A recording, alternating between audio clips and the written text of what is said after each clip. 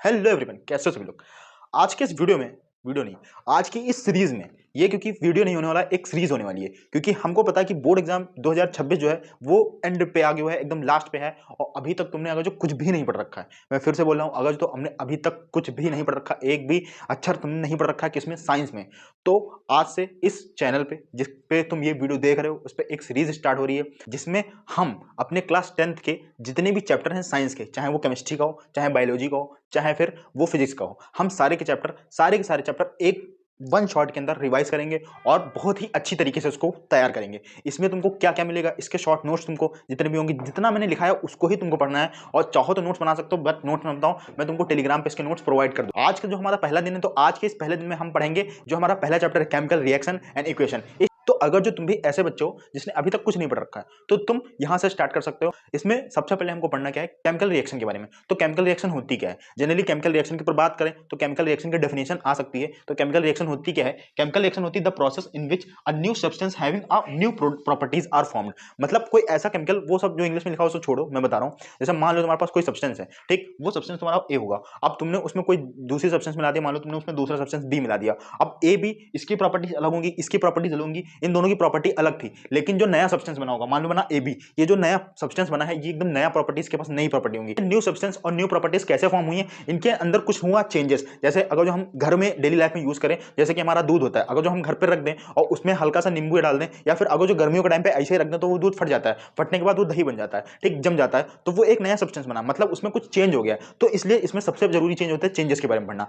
तो इसमें तुमको ध्यान क्या रखना है, सबसे पहले तुमको ध्यान ये रखना है कि केमिकल रिएक्शंस वो होती हैं जिसके अंदर कुछ चेंज हो जाता है। तो जो केमिकल रिएक्शन हुई है वो किसी ना किसी चेंज के कारण हुई है। अब ये चेंज दो टाइप के होते हैं, हम सबको पता है, छोटे छोटे क्लासों से पढ़ के आ रहे हैं कि चेंजेस कितने टाइप के, दो टाइप के होते हैं, एक फिजिकल चेंज होता है, एक केमिकल चेंज होता है। उसमें पढ़ने की कोई बात ही नहीं है, लेकिन फिर भी हम पढ़ेंगे। केमिकल चेंज क्या होता है, उसकी केमिकल प्रॉपर्टीज चेंज होती हैं। फिजिकल चेंज क्या होता है, उसकी फिजिकल स्टेट चेंज होती है। जैसे कि केमिकल चेंज क्या होता है, इसमें नॉट चेंज केमिकल कंपोजिशन, उसके अंदर का जो चीज होगी, जिससे जैसे मान लो ये मार्कर है, तो इसकी बाहर की चीजें जितनी भी होंगी चेंज होगा। हो सकता है इसका साइज छोटा हो जाए, इसको हम काट दें, इसका टूट जाएगा, ये इसका बाहर का चेंज है। अंदर का चेंज, इसके इंक नहीं चेंज हो जाएगी, तो इंक जो इसमें बना हुआ है, जो मटेरियल के अंदर एटम होगा, जो मॉलिक्यूल होगा, वो सब सेम ही रहेगा। इसके केमिकल कंपोजिशन में कोई चेंज नहीं होगा। ये प्लास्टिक से बना, इसको लोहे का हम थोड़ी बना सकते हैं, तो ये प्लास्टिक का ही रहेगा, तो इसकी केमिकल कंपोजिशन नहीं बदलेगा।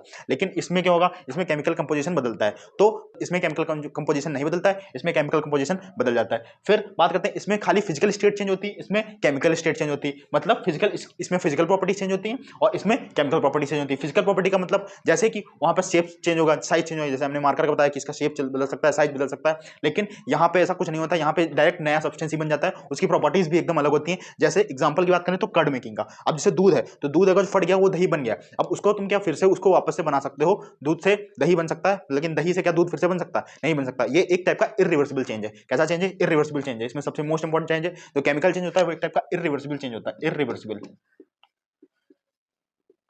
लेकिन ये वाला एक टाइप का रिवर्सिबल चेंज है। जैसे मेल्टिंग ऑफ आइस, आइस होती है जो हमारी बर्फ होती है, उसको अगर जो हम बाहर रख दें तो वो मेल्ट कर जाएगी। आइस का टुकड़ा ले लें तो आइस का टुकड़ा क्या करेगा, वो मेल्ट करके वाटर में बन जाएगा। अब उसी वाटर को अगर तुम फिर से फ्रिज में लगा दो, फ्रीजर में लगा दो, वो जम जाएगा, फिर से आइस बन जाएगा। तो मतलब फिजिकल चेंजेस जो होते हैं वो दोबारा से हम वापस ला सकते हैं, और केमिकल चेंज एक बार बन गया तो बन गया।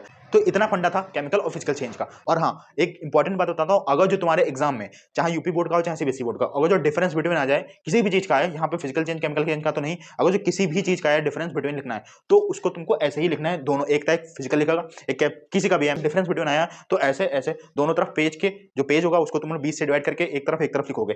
कई बच्चे क्या करते हैं, तो फिजिकल चेंज ऊपर लिखेंगे और केमिकल चेंज नीचे लिखेंगे, उसके बाद फिजिकल पॉइंट लिखेंगे, फिर केमिकल के। ये गलती मत करना, क्योंकि तुम्हारा जितना अच्छा प्रेजेंटेशन होगा उतने अच्छे तुम्हारे नंबर मिलेंगे। तो ये एक टिप थी, उसको फॉलो कर लो। तो नेक्स्ट टॉपिक पे आते हैं। नेक्स्ट टॉपिक है हमारा केमिकल इक्वेशन। केमिकल इक्वेशन होती क्या है, तो केमिकल इक्वेशन क्या होती है, जो भी रिएक्शन चल रही होती है, अब उस रिएक्शन को हम कैसे कॉपी पे कैसे लिखेंगे, वहां पे तो चल रही है, उसके बारे में हम कैसे बताएंगे कि रिएक्शन क्या चल रही है।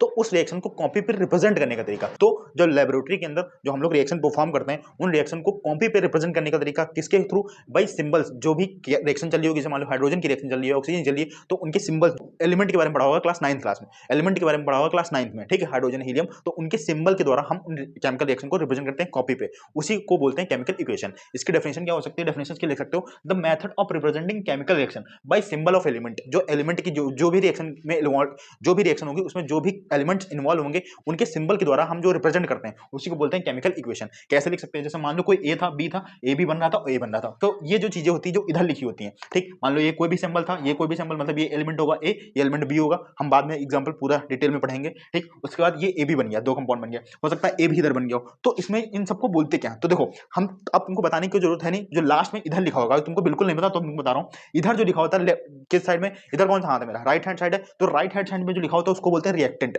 और जो लेफ्ट हैंड साइड में लिखा होता है उसको बोलते हैं प्रोडक्ट। अब ये प्रोडक्ट दो टाइप के हो सकते हैं, एक प्रोडक्ट जो सबसे पहले बनता है उसको बोलते हैं मेन प्रोडक्ट, और जो बाद में बनता है, मान लो ए बी हमको जरूरत थी तो वो मेन प्रोडक्ट था, उसके बाद ए और बन गया एक, तो उसको बोलेंगे बाई प्रोडक्ट, ये बाई प्रोडक्ट कहला जाएगा। और यहाँ पे जो बीच में एरो लिखा होता है, इस एरो का भी मतलब होता है, ये ऐसे ही नहीं दिखा दिया जाता, इस एरो का मतलब होता है कि रिएक्शन जो है वो एक बार ही रिएक्शन हो गई, अब हो गई, मतलब वो इरिवर्सिबल रिएक्शन थी। इसके बाद ऐसा और कहीं कहीं किसी किसी रिएक्शन में तुमने देखा होगा इस टाइप का भी एरो देखा होगा। इस टाइप के एरो का क्या मतलब होता है कि वो जो रिएक्शन वो रिवर्सिबल रिएक्शन, मतलब कि एज अ रिएक्टेंट भी काम कर सकता है प्रोडक्ट बनाने के लिए, उस पर हम डिटेल में पढ़ेंगे। अभी तक जितना भी पढ़ा है हमने में से एक क्वेश्चन पक्का याद रखो, difference between chemical reaction and chemical equation पक्का आ सकता है, difference between physical and chemical changes आ सकता है पेपर में। तो केमिकल इक्वेशन की डेफिनेशन क्या होती है ये जरूर पढ़ लेना, ये तो नहीं आएगी लेकिन इसमें से एक क्वेश्चन पक्का आएगा, लिख कर दूं। अगर जो तुमने इस चैप्टर को पढ़ा है और इस चैप्टर में अगर तुमने कुछ भी नहीं पढ़ रखा, अभी तक कुछ नहीं पढ़ रखा है, तो एक चीज जरूर सीख लेना, बैलेंसिंग ऑफ केमिकल इक्वेशन। ये जो केमिकल इक्वेशन के बारे में हमने डेफिनेशन पढ़ी है, इसकी बैलेंसिंग तुम पक्का सीख लेना, इस पर तुमको क्वेश्चन जरूर मिलेगा तुम्हारे पेपर में, चाहे फिर किसी तुमको क्वेश्चन जरूर मिलेगा। तो एक क्वेश्चन तुम्हारा पक्का समझो इस चैप्टर से बैलेंसिंग पे पक्का आएगा, एक क्वेश्चन जरूर आएगा, एक भी आ सकता है, दो भी आ सकते हैं, लेकिन बैलेंसिंग पे एक क्वेश्चन जरूर पक्का आएगा, ये तुम याद रखना। तो अब बात करते हैं नेक्स्ट टॉपिक पर। नेक्स्ट टॉपिक में बात करेंगे बैलेंसिंग कैसे करी जाती है, ये भी हम सीखेंगे इसमें, लेकिन वो हम सीखेंगे लास्ट में, क्योंकि उसमें हमको सिर्फ क्वेश्चन करना पड़ेगा। तो जब भी क्वेश्चन आएंगे हमारे पास तो हम उसको बैलेंसिंग करना सीखेंगे, एकदम इजी ट्रिक दूंगा जिसे तुम एक ऐसे चुटकी बजाओगे और तुम्हारी जो रिएक्शन होगी वो बैलेंस हो जाएगी। नेक्स्ट बात करते हैं हम टाइप्स ऑफ केमिकल रिएक्शन। ये तो टोटल 6 टाइप की रिएक्शन होंगी, तो इन 6 टाइप की रिएक्शन के ऊपर बात करते हैं। सबसे पहली जो रिएक्शन होगी हमारी कॉम्बिनेशन रिएक्शन, नेक्स्ट होगी डिकम्पोजिशन रिएक्शन, फिर displacement reaction, double displacement reaction, oxidation and reduction, endothermic, exothermic. In 6 type के रिएक्शन के बारे में पढ़ेंगे डिटेल में, तो सारी हेडिंग लिख लो और बात करते हैं एक एक रिएक्शन पर। सबसे पहले बात करते हैं कॉम्बिनेशन रिएक्शन। अब देखो इसमें मैं एक मिनट डिटेल में बता दे रहा हूं ये रिएक्शन होती क्या है। तो कॉम्बिनेशन, कंबाइन मतलब दो, एक कॉम्बिनेशन का मतलब था कंबाइन से आया ये वर्ड, ठीक, कॉम्बिनेशन का मतलब कंबाइन से आया। तो कंबाइन मतलब दो चीजें या दो से ज्यादा भी चीजें आपस में कंबाइन हो सकती हैं, तो ये कंबाइन हो रहा होगा तब कोई नया प्रोडक्ट बन रहा होगा, ठीक, तो इसको बोलते हैं कॉम्बिनेशन रिएक्शन। फिर डिकम्पोजिशन, डिकम्पोज का मतलब तो टूटना, मतलब जो कंबाइन चीजें हुई हैं, जैसे फर्स्ट वाले में कंबाइन हुआ था, इसी तरह जो कंबाइन हुई इनको तोड़ देना, मतलब बीच से टूट गए और दो अलग अलग पार्ट हो गए, तो उसको बोलेंगे डिकम्पोजिशन। इसी तरह डबल डिकम्पोजिशन। फिर डिस्प्लेसमेंट, फिजिक्स में पढ़ा होगा डिस्प्लेसमेंट, यहां से वहां जाना, वहां से यहां जाना, तो मतलब दो तीन लोग होंगे वो आपस में, मतलब दो प्रोडक्ट होंगे, मान लो एक ये प्रोडक्ट एक प्रोडक्ट, ये अपनी जगह उठा के यहाँ पे आ गया, ये यहाँ से यहाँ आ गया, तो इसको बोलेंगे डिस्प्लेसमेंट रिएक्शन। पूरा डिटेल में पढ़ेंगे, एग्जांपल के साथ पढ़ेंगे, ठीक। अभी इसका फिलहाल स्क्रीनशॉट ले लो या फिर नोट कर रहे होगा जो, तो इनके 6 के 6 पॉइंट नोट कर लो। तो बात करते हैं कॉम्बिनेशन रिएक्शन के बारे में, करते हैं पहली रिएक्शन कॉम्बिनेशन रिएक्शन के बारे में। तो जैसे मैंने पहले कहा था कि कॉम्बिनेशन रिएक्शन वो होती है जिसमें दो लोग होते हैं आपस में मिलते हैं और एक नया प्रोडक्ट बनता है, तो उसी रिएक्शन की एक डेफिनेशन सीधा रहता है, दो लोग हैं आपस में मिलेंगे एक नया प्रोडक्ट बनेगा। रिएक्शन की जो डेफिनेशन होगी वो डेफिनेशन कैसे होगी, तो those reaction in which two और more than two substance combine and form a single substance. मतलब सिंगल, तुम जो सिंगल हो वो वाला सिंगल नहीं बता रहा हूं, सिंगल सब्सटेंस मतलब जैसे ये ए भी ये सिंगल बना, वो सिंगल मत देखना।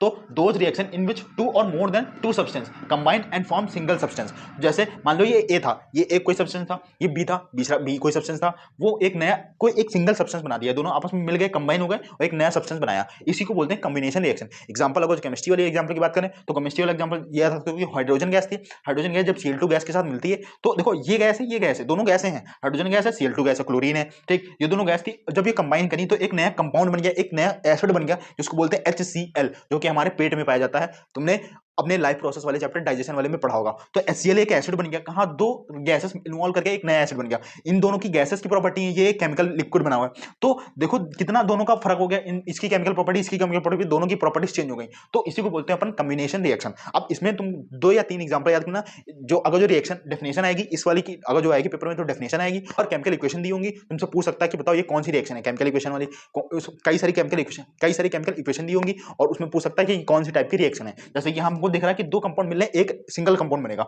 तो इधर जहां देख लेना सिंगल कंपाउंड है तो समझ लो कौन सी रिएक्शन है, कॉम्बिनेशन रिएक्शन है। कौन सी रिएक्शन है, कॉम्बिनेशन रिएक्शन है। कौन सी रिएक्शन है, कॉम्बिनेशन रिएक्शन है, जहां पे दो लोग इन्वॉल्व होते हैं। अगर जो अभी भी नहीं समझे तो एक नया एग्जांपल देता हूं कि एक लड़का है, एक लड़की है, ये दोनों आपस में शादी करते हैं। ये दोनों अलग था, लड़का अलग था, लड़की अलग थी, आपस में शादी करते हैं। अब ये दोनों हस्बैंड वाइफ कहलाएंगे, मतलब एक कपल कहलाएगा, एक जोड़ा कहलाएगा।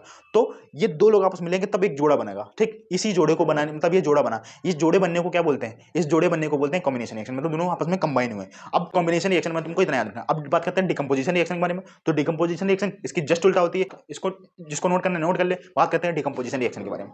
तो बात करते हैं डिकम्पोजिशन रिएक्शन के बारे में। डिकम्पोजिशन जो कॉम्बिनेशन रिएक्शन थी उसका जस्ट उल्टा होता है, उसमें चीजें बन रही होती हैं, इसमें चीजें टूट रही होती हैं।